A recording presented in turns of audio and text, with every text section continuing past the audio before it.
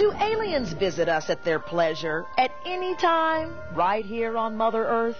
That's what Dr. Robert Wood believes. The good doctor also maintains that our government has known of these visits for quite a while now, and that they are keeping that information away from the public in a grand-scale conspiracy. Further, Dr. Wood alleges that the government has kept secret the fact that the military is in possession of crashed alien spacecraft and bodies of dead aliens. But how do we prove the existence of little green men and their vastly superior flying saucers? Dr. Wood says the proof is in the paperwork, leaked and uncovered by a network of underground government sources. Wood has brought documents with him today, documents on official government letterhead that support his claim that our elected officials have been keeping the aliens and UFOs all to themselves.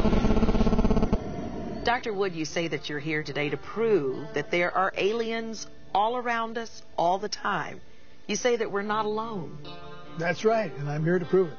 You are among a highly regarded group of scientists. Your credentials include a PhD in physics, a degree in aeronautical engineering. This is serious stuff here. Tell me, are aliens around us all the time? How?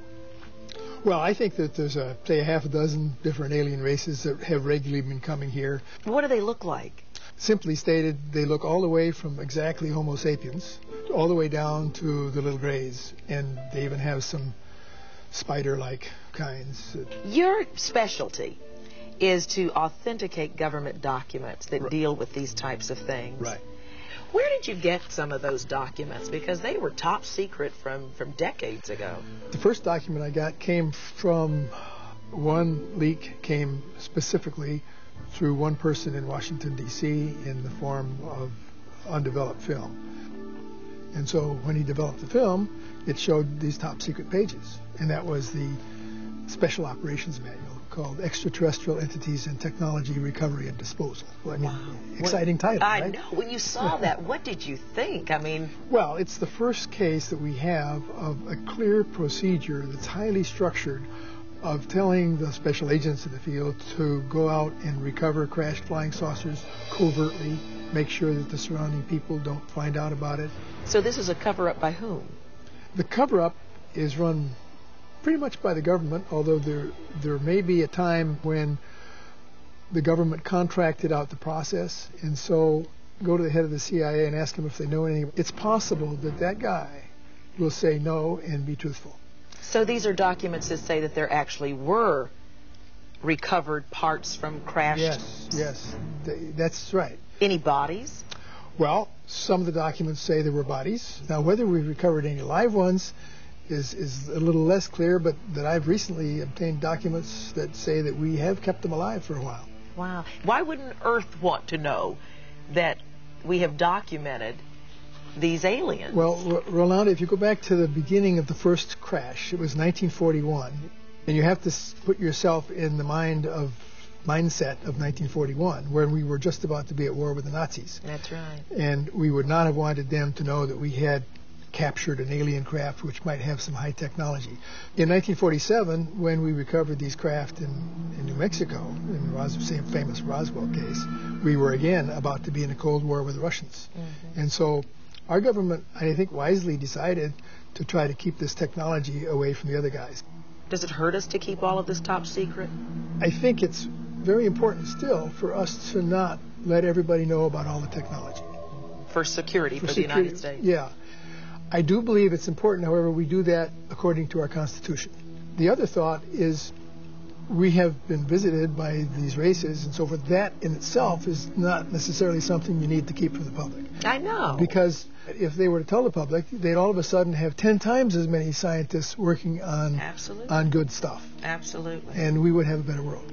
There is a group called the Majestic 12. Talk a bit about that group and the importance that they hold in this. Well, the Majestic 12 program was set up by Harry Truman in 1947, and that group was originally a group of 12 people, about 4 scientists and 4 military guys and 4 people who were involved in security. And so they took the best we had in the country in 1947 and put them in charge of the program.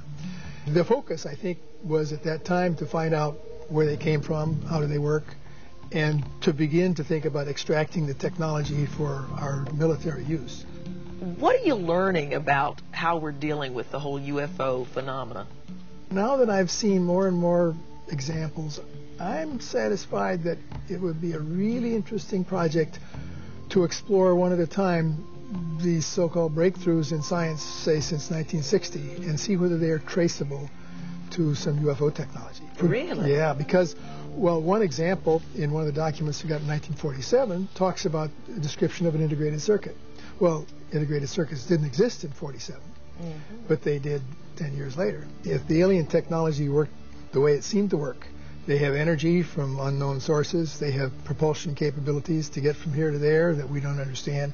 What do they say they look like? How do you describe the features that you found in this document? EBE Type 1 was described to be, less than 100 pounds, but in the 80 to 90 range.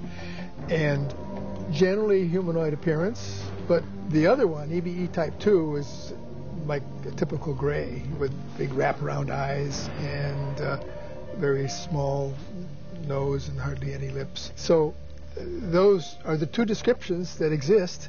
Even a scientist can get stumped. Yep, that's right. How do you know all of this is true? I study the documents. In other words, if they're fake, they were faked by the very best in a whole army of fakers. When you present these documents to official types, how do they respond? I was very careful to avoid bringing up the subject at all. And I've never used any of that information in any way. That is, that part of my background has never flopped over into this part of my background. So why tell it today? Well, I think that the public has a right to know some of the stuff. And I think the world would be a better place if we were to learn how the craft work and get the source of energy that they use. So are you ready to face the lie detector? I'm ready to face the lie detector whenever you're ready. You gather fact, we gather truth. I hope so. Well, let's get you hooked up and see what we find. Okay. Be advised, Doctor, any attempt at countermeasures will invalidate this test.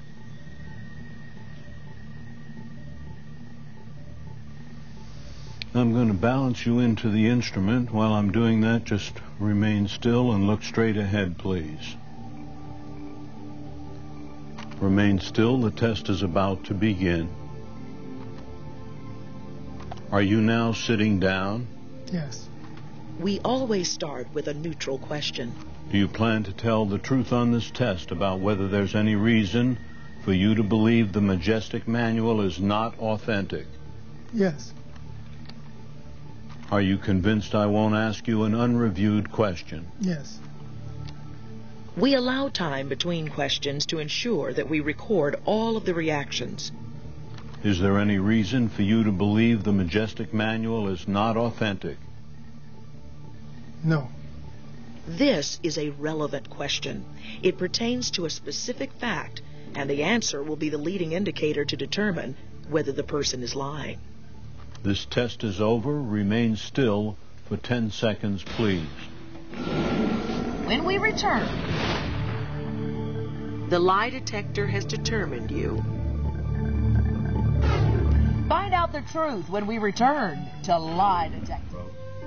Dr. Wood, you've come on Lie Detector to prove that the Majestic Manual is indeed real. We ask you the following relevant question. Is there any reason for you to believe that the Majestic Manual is not authentic? To which you answered no. The lie detector has determined you are telling the truth. Good. The truth. That doesn't surprise me. It doesn't? No. Not at all, because you've always known that. But let me ask you this. Does this by any chance start a whole new revolution, maybe, that maybe the government might come clean with this information? I would like to encourage that to happen in an orderly way. Do you think more people who believe as you do, or who know as you do, may come forward now? I think maybe a few. And that would be important, because these are people who feel that some of the truth ought to be out, and they have documents that they could leak to the right people. And if they leak them to me, I'd be glad to try to authenticate them. Do you believe that this result proves, in your opinion, that the government did cover up or is